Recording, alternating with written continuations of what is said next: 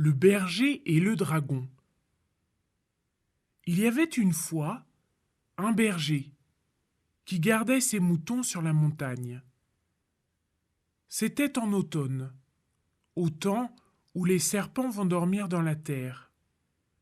Et le berger, en entendant un petit bruit, leva la tête pour voir quelle en était la cause. Il vit un grand nombre de serpents qui, en arrivant près d'un certain rocher, le touchaient d'une herbe qu'il tenait à la bouche.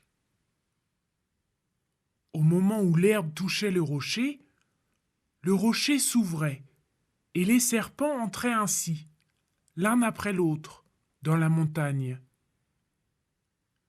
Le berger appela son chien et lui confia les moutons.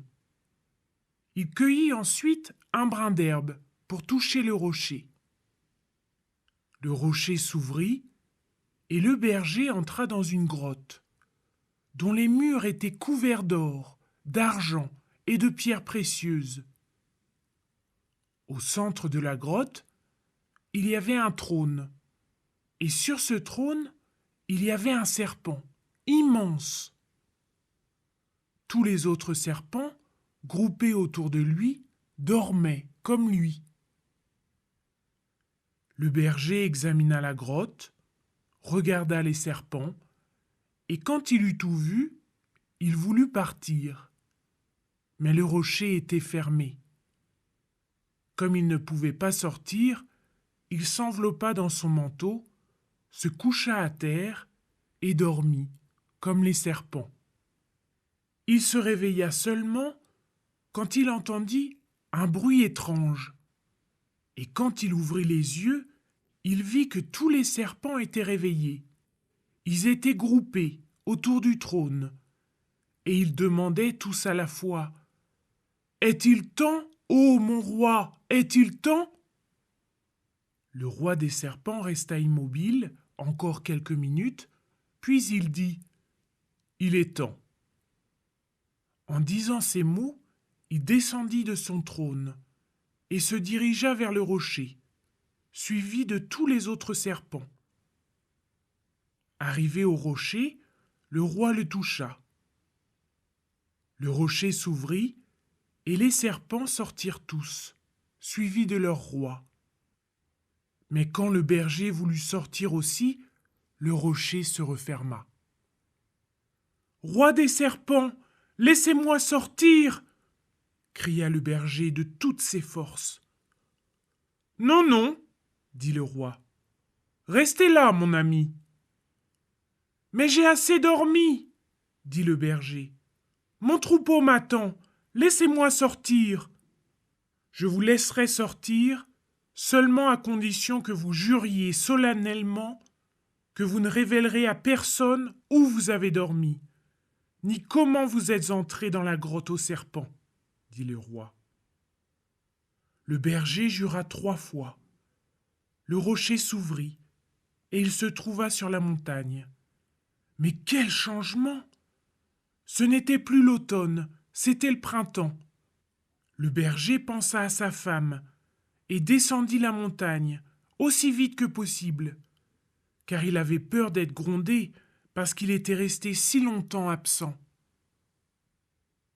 Quand il arriva près de la maison, il vit un monsieur à la porte, et il entendit qu'il disait à la femme « Ma bonne femme, votre mari est-il chez lui ?»« Non, monsieur, » répondit la femme. « Il est parti pour la montagne l'automne dernier, et comme il n'est pas revenu, je crains que les loups ne l'aient mangé. » Et elle commença à pleurer. « Les loups ne m'ont pas mangé !» cria le berger. « Me voilà !» Quand la femme vit le berger, elle cessa de pleurer et dit « Eh bien, où avez-vous été tout l'hiver ?» L'homme, n'osant dire la vérité, répondit « J'ai été dans le parc aux moutons, où j'ai dormi tout l'hiver. »« Imbécile !» dit la femme en colère.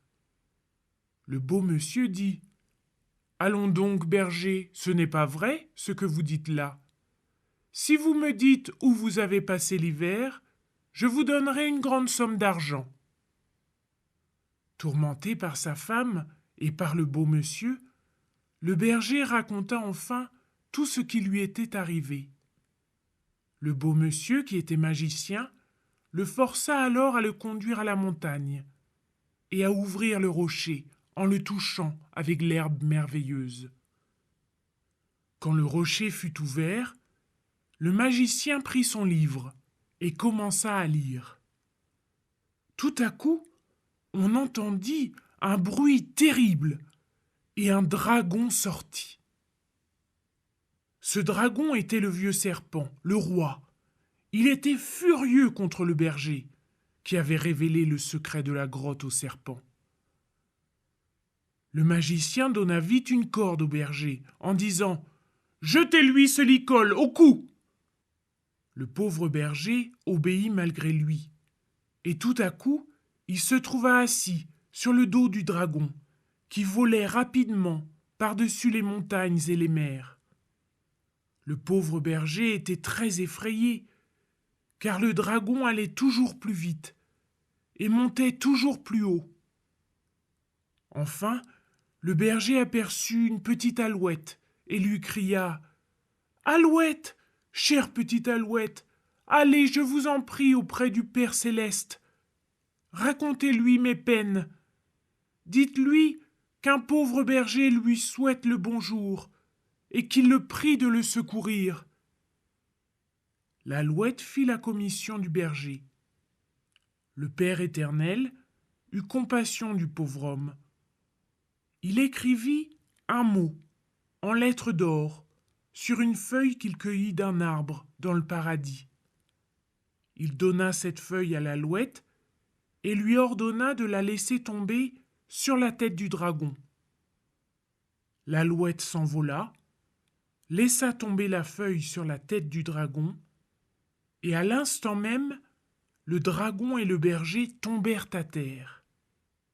Quand le berger revint à lui, il vit qu'il était sur la montagne, et au bout de quelques minutes, il s'aperçut qu'il avait fait un mauvais rêve, car son chien était à côté de lui, les moutons autour de lui, et c'était en automne, tout comme quand il s'était endormi quelques heures avant.